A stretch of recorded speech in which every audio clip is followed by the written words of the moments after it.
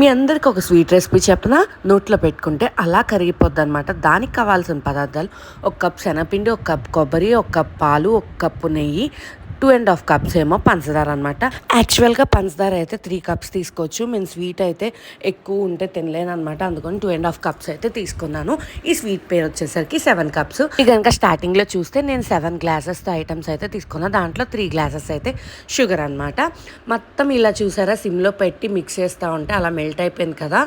మనకేం ఉండలు కట్టదండి, నీట్గా మెల్ట్ అయిపోతుంది.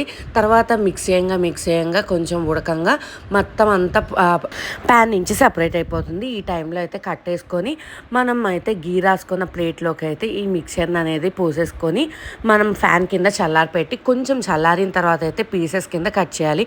పూర్తిగా చల్లారితే మాత్రం పీసెస్ కింద కట్ అవ్వండి, గట్టి పడిపోతుంది కదా. ట్రస్ట్ మీ అండి, టేస్ట్ అయితే అద్భుతంగా ఉంటుంది. చాలా నోట్లో పెట్టుకుంటే